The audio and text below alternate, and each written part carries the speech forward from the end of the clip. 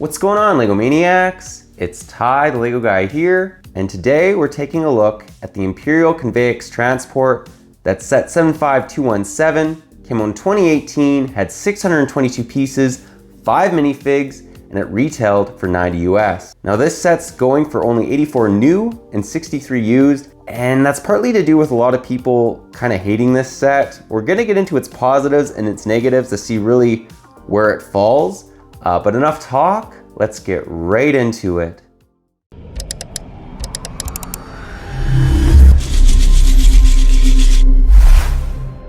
And to start us off, let's begin by taking a look at the box art.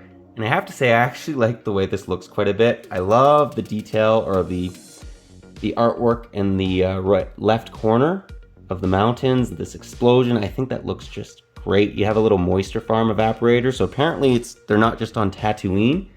At least that's what it looks like. And then moving on, we have the cast in the top right corner, the figs in the bottom right. And then moving to the side of the box, it just literally shows the front of the box again on the side, and then on the back shows us some of the features. We're gonna get into this. This opens up completely, gets into some more of them, the gunner, and then over here, some of the more features. I actually have the AT hauler. I have yet to review it, but apparently these two sets work really well together. That'll be interesting. I'll definitely mention that in that upcoming review once I build it.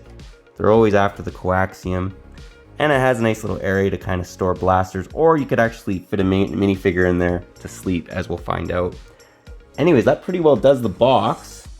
Again, the side of the box just shows the transport again. On the top of the box, you get to see the minifigs, and on the bottom, you get the barcode.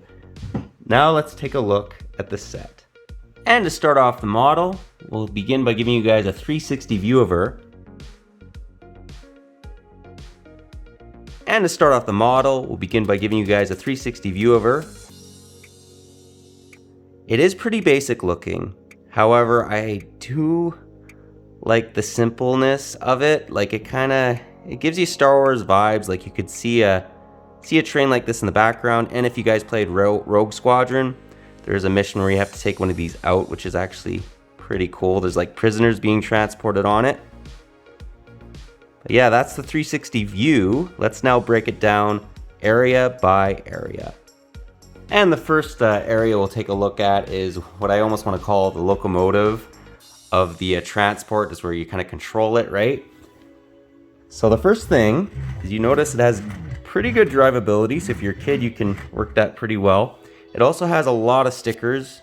There's a sticker on each side, but I think they add some nice detail. I wish they were printed pieces though.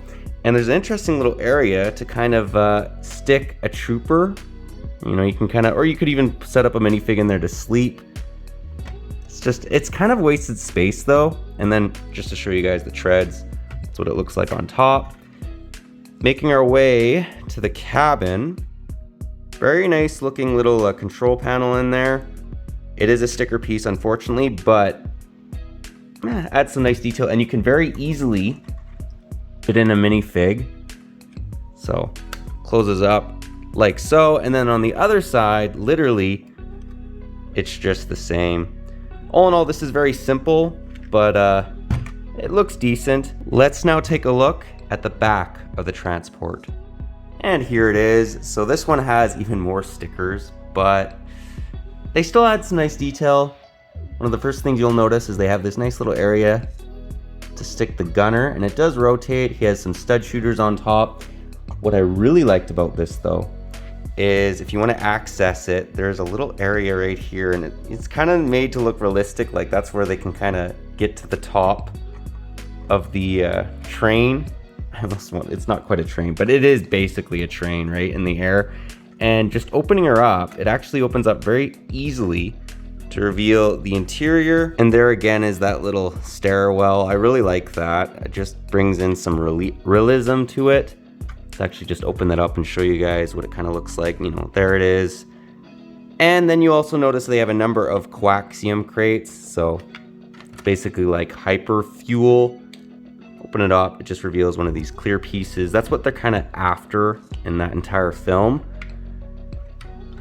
And then the other thing you'll notice is they have these little doorways that lead to the other areas of the train. I'd actually like to own 2 of these so I could combine a couple of these just to make it look a little bit more realistic, because it's basically a space train, right?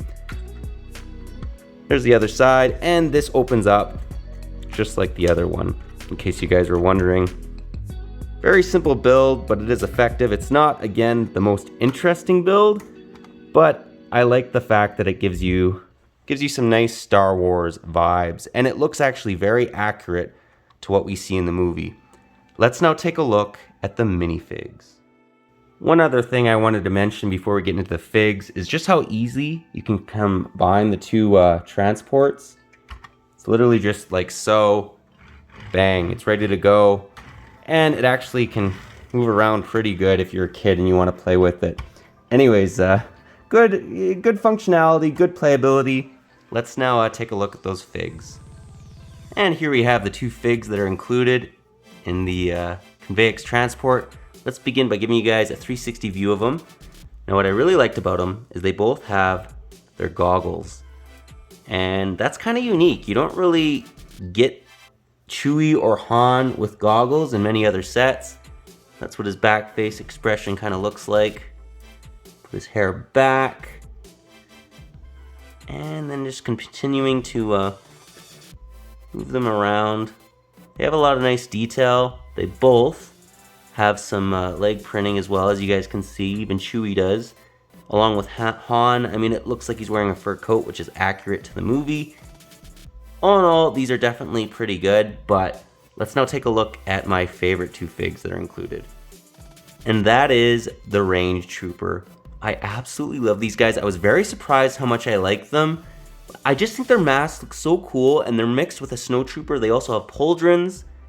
Let's give you guys a little bit a 360 view. Again, one of the main reasons a lot of you guys bought this set was because of the Range Troopers, and I understand why. Like, if you can get this set on sale, or when it was on sale, I'd say definitely go out and buy it. We'll just remove their masks to reveal the notorious angry clone face. They still had those going, and let's actually show you guys the Imperial Gunner's face print. It's just an officer. He's still kind of cool, but again, he has nothing on the Range Troopers. I just think these look so awesome. I'd love to have an army of these guys. Even the way their visors look, like that bronze, I just think it looks so good. But yeah, those are the figs. Let's now get into the end of the review and get my final thoughts. Well guys, that was my review. Do hope you enjoyed it. Honestly, I feel that this set did an accurate representation of what it should look like, at least, you know, the way it looks in the movie. It is an unassuming set. Like, it's not flashy like some Star Wars models, but keep in mind, in the Star Wars universe, there are vehicles like this that are just, they're more basic, and I kind of appreciate that about this set. I also think that the figs are pretty good, and there's some good playability if you want to drive this around if you're a kid. I don't think you can motorize it, unfortunately, but I still think it's pretty cool. It's not my favorite solo set, but I think it's definitely worth the buy. It's not worth 90 US. This set is incredibly overpriced, which is part of the reason why I think so many people disliked it.